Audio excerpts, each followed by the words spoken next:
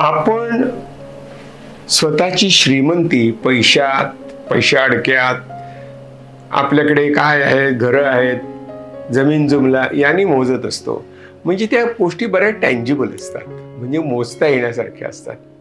पण आनंदी मन, संपन्न मन, आरोग्य संपन्न मन मोजायचं कसं, ठरवायचं कसं, आणि असं मन करायचं तरी कसं, निर्माण कसं करायची आरोग्य संपन्नता मनाची, तर त्याला 4 महत्वाच्या गोष्टी आहेत. पहिली गोष्ट म्हणजे अवेअरनेस.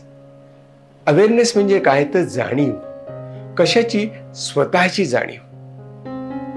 आपण अनेकदा आपल्या मनात काय विचार येतात, कोणत्या भावना आहेत, समोरच्या व्यक्तीच्या मनात काय विचार असू शकतील, त्याच्या भावना काय असतील, आपल्या बोलण्याचा, वागण्याचा दुसऱ्यावरती काय परिणाम होतोय, किंवा दुसऱ्याचा आपल्यावरती काय परिणाम होतोय, आणि यातनं मार्ग कसा काढायचा, याविषयी आपण खूप गोंधळून जातो. त्याची आपल्याला जाणीव राहत नाही. आणि मग हे जाणीव असणं खूप महत्वाचं असतं. याला आपण अवेअरनेस म्हणतो. आणि पुढचा मुद्दा असा आहे की माणसाच्या मेंदूमध्ये ही शक्ती आहे की तो फक्त अवेअर असतो असं नाही, त्याला फक्त जाणीव असते असं नाही, तर मला जाणीव आहे याची पण जाणीव असते, म्हणजे सुपर जाणीव असते, ज्याला मेटा अवेअरनेस म्हणतात.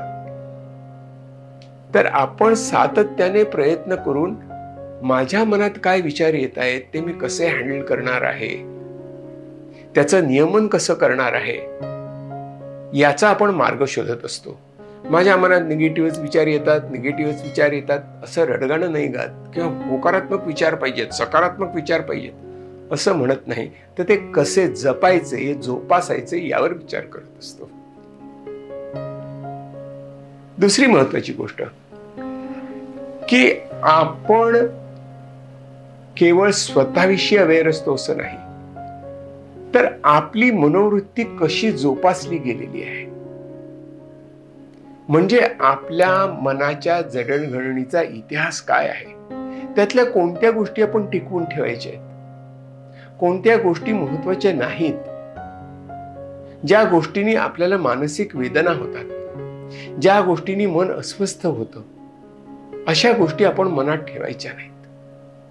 म्हणजे बघा, आपल्या पायात, चपलेत, वाहनेत खडा गेला, आपल्या शूज मध्ये खडा गेला, तर आपण थांबून तो ताबडतोब काढून टाकतो, कारण पुढचं चालणं कठीण होतं. मग हीच गोष्ट आपण आपल्या मनाच्या बाबतीत का बरं करू नये? याचीच पुढची गोष्ट, आपण आपल्या घरात नकोशा वस्तू अजिबात ठेवत नाही. वर्तमानपत्र जे लोक घेतात त्याची रद्दी म्हणून ते विकून टाकतात, जुनी भांडी काढून टाकतात, नको असलेल्या गोष्टी आपण फेकून देतो, आपलं शरीरही टाकून देत असतं. मन मात्र सगळ्या गोष्टीचा गठ्ठा करून ठेवत असतं. मनाला डिलीट बटन नाही, मनाला एक्झिट देता येत नाही. मग यांचं काय करायचं? यांना आपण दुर्लक्षित तर करू शकतो, त्यांच्यातली आपण महत्व काढून घेऊ शकतो, हे आपण करू शकतो ना. याच्यावर आणखी एक मुद्दा आहे, आपण आपले संबंध कसे जोडत असतो, म्हणजे आपल्या रिलेशनशिप कशा आहेत, आपण नातेसंबंध कसे जपतो, कशा प्रकारे जपतो, ते नातेसंबंध कसे विकसित करतो, आणि नातेसंबंध विकसित करण्याकरता विश्वासाचं नातं कसं जोडतो, प्रेमाचं नातं कसं जोडतो, देवाणघेवाणीचं नातं कसं जोडतो. इतकंच काय, जर नातेसंबंधामध्ये काही अडचण आली तर ते आपण दुरुस्त करतो का? आपल्याकडे गाडी असेल, स्कूटर असेल, सायकल असेल, तर त्याचा आपण रिपेअरिंग आणि मेंटेनन्स करतो. मग नातेसंबंधांचा का बरं करत नाही? आपण म्हणतो की सणावाराला आम्ही एकमेकांकडे जातो येतो, खूप छान गोष्ट आहे, पण त्या सणावारामध्ये आपण आनंद कितपत मानतो, की याचा कोणावर तरी बोजा पडत असतो, की याचा स्नान पडत असतो, की याच वेळेला एकमेकांवरती आपण कुरघोडी करण्याचा प्रयत्न करतो, की याच वेळेला आपण असं म्हणतो की बघा माझ्याकडे काय काय आहे आणि तुमच्याकडे काहीच नाही आहे, किंवा त्याच्याकडे किती आहे माझ्याकडे काहीच नाही, अशी आपण तुलना करत राहतो.